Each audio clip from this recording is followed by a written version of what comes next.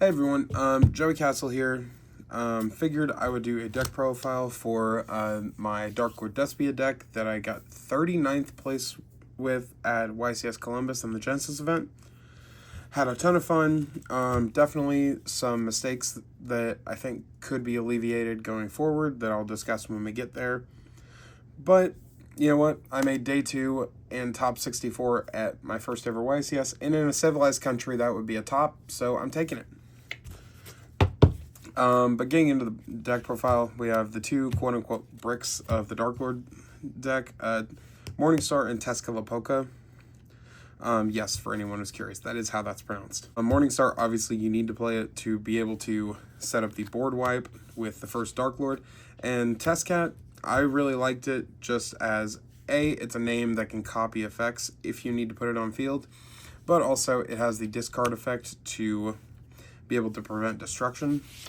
And that did come up multiple times over the weekend.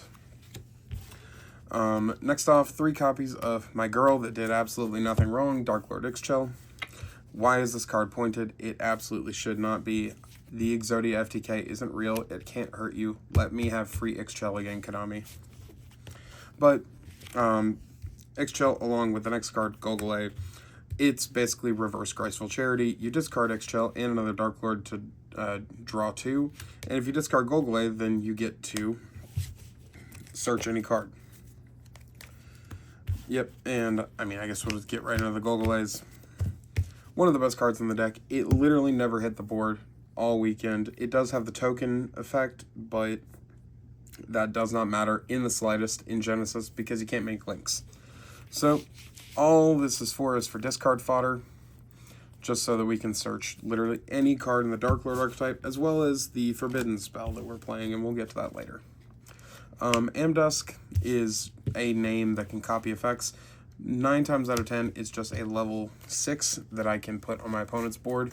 If I search it off of Indulged Darklord, the 2 Darklords that you reveal out of deck need to be different levels. So Amdusk is a 6.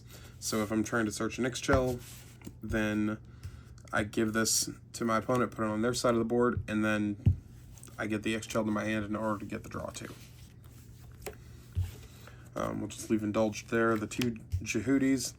Jehudi is the normal summon of Darklord now. It is a great card, but it does conflict with another normal summon that I have in the deck, so that's why I only play 2 copies. But it is tour guide for literally any single Darklord name. You can put Ixchel or Amdusk or Tezcatlipoca, or most often Indulged on the board. And if you weren't playing the deck that I'm playing, these 2 can turn into Fairy Cheer Girl, get you an extra draw, and it just clears up in a zone.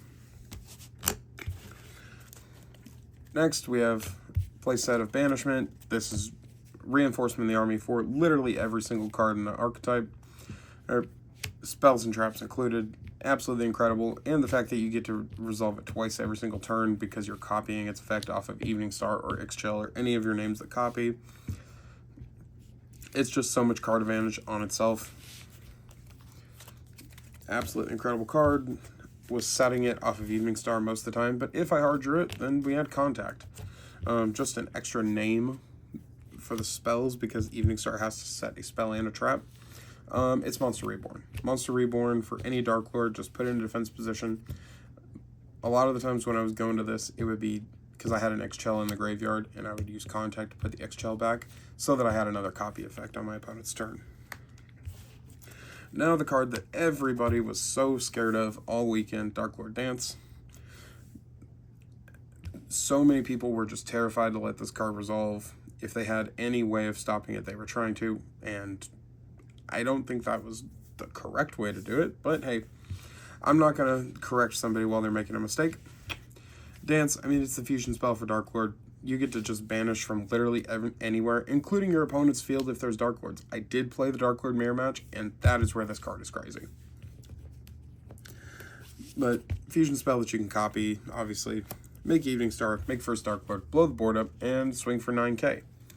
For the Darklord traps, 1 Rebellion, 1 Enchantment. I would have been running Sanctified Darklord instead of Enchantment, but I just couldn't find a copy in time. Rebellion is a non-target pop, and Enchantment is a Snatch Steal, or realistically the steal effect of Triple Tactics Talent because it doesn't target. Neither card targets, and they just worked out great. Enchantment got sided out most games, but it did resolve a couple times, and it did win me games when it resolved. Obviously, the next part of this is the branded engine. Darklord Despia, at least what I'm calling the deck. Aluber is the absolute best normal summon in the deck because we are spending the points for branded fusion. It's 40 points. It's a lot, I know, but this card is a starter. You can send Albaz and Golgole for Lubellion, and it's absolutely insane.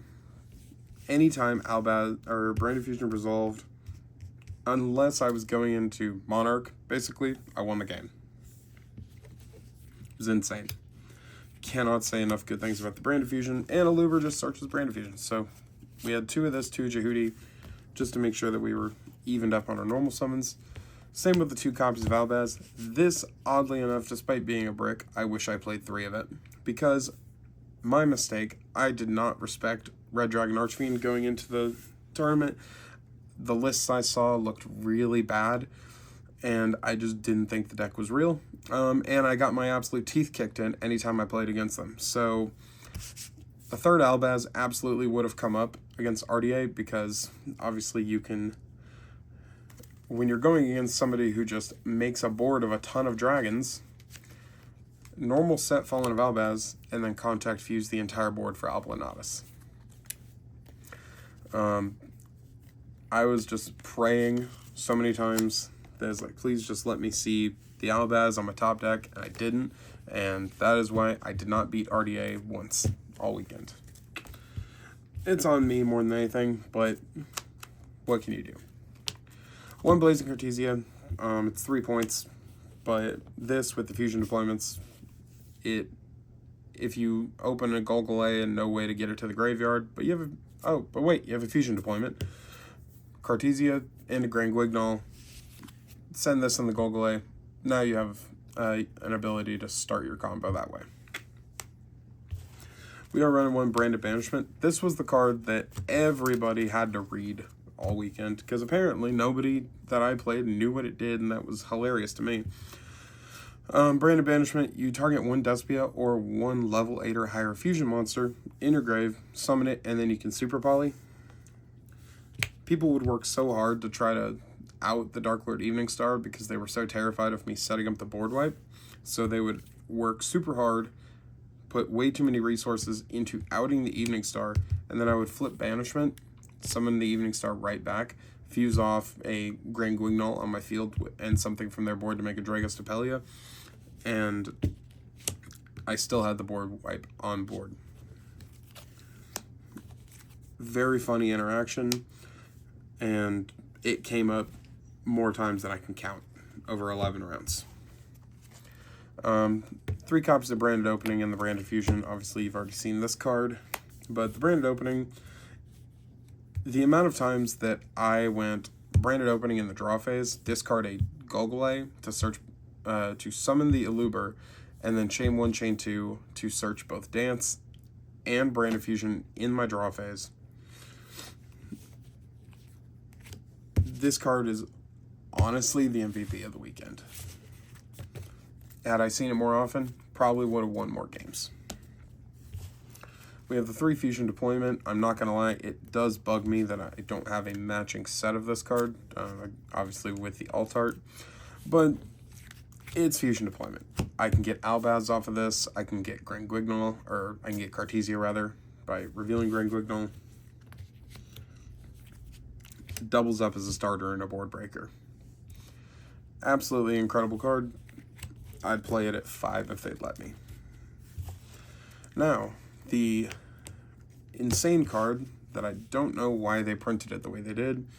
See if I can read it upside down because I always get the name wrong. Prohibited Power Patron Portal Terminus. Send a Power Patron from deck or extra deck to grave and search any Dark Fairy. It does not say Medius, people. Any Dark Fairy, which means it searches almost every monster in my deck. Basically everything except for Albaz and Cartesia. absolute MVP. It does have to get sided out going second, because obviously with this deck, you're trying to put up 9k on the board and swing for game. This makes it where you cannot attack with anything except for power patrons, so it does have to get sided out going second. This was originally branded in High Spirits. I was playing El Shaddai Construct in the extra deck to send off of High Spirits to search Spriggan's Kit as another means to get a branded fusion, and that was working out okay, but as soon as this card released, I knew that it was going to be replacing High Spirits, just because what's better than having to normal summon a kit to get branded fusion? Searching literally every single card in my archetype. Just way better. Finally, the Forbidden Droplet. It's Forbidden Droplet. I don't think I really need to explain too much about that. And the hand traps that Konami left free for some ungodly reason. 3 green light, 3 orange light. I do not expect these to be free for much longer. And if Konami does not point them, I think that is a genuine oversight on their part. Going into the extra deck, 2 copies of Evening Star and 1 copy of First Darklord. Most versions of this deck that I've seen play multiple First Darklords. I see the vision there, but I don't think it's necessary, especially in this version of the deck where you are really just going big on the branded stuff. Being able to have a lot of open slots in your extra deck for any potential situation of which one you're going to need to summon with Albaz. I liked 1 First Darklord. A second one came up maybe once over the whole tournament, and if you want to play a second copy of First, cut one of the 2 Dragostapelias for it. I never made 2. 1 Drago and 2 First Darklord would work out just as fine. Grand Guignol and its target Quiritus. Quiritus came up huge in my matchup against Monarchs. I didn't beat a Monarch player, but that was just luck more than anything. Being able to just kill the attacks of any Monarchs on board, and this being, as soon as it gets sent to grave by your opponent's card effect, can summon Albaz. Grand Guignol obviously bringing this out just because they use a Squire effect to summon another Monarch. This was a really great package that I used a lot over the weekend. Abelonatus, because I hate Red Dragon Archfiend. Even if I thought the deck wasn't real, I thought I would at least run into it once, and that's why this was in my extra. And we have Rinbrum, Sprind, and the pointed ones, Lubellion, Dragon that Devours the Dogma, Albion, and Mirrorjade. Did indeed pay the 10 points for Mirrorjade, and I made it almost every single game. Mirrorjade, obviously, it's an incredible card. Great in this list, and if it was 5 points, I probably would have cut a Dragostapelia to run a second one. Last card in my extra deck is just the Power Patron that I had to run for Terminus. I would have loved to run Nerva if I could have, and I probably should have run Jupiter, the Doomsday one, because Excel's a 10 and I could have made it, but I didn't think about that in deck building, so I'm running the Elf Notes one. It's just there to send off of Terminus, but I can't make it at all. For the side deck, we're running 2 Gameciel. It's a Kaiju. And I can't search Kaijus pretty much in any way, regardless, so I just put in the one with the lowest attack points. And I have the Starlights, so they're pretty. Nastin never got cited. I put it in here just so that I would have another name that can copy effects, and it's another fairy. If I just, in whatever matchup, I felt like I didn't have enough of them. It saved my side deck all weekend. I never even considered putting it in. If anything, the Nastin should have come out, and it should have been the 3rd copy of Masker Restrict. But, you live and you learn. I regret putting it in there, but I do understand my thought process. 3 Herald of Purple Light. I thought Odeon was going to be a little more real over the weekend. I'd seen some pretty cool lists. I thought they had legs to them, but never came into it, or came across it, rather.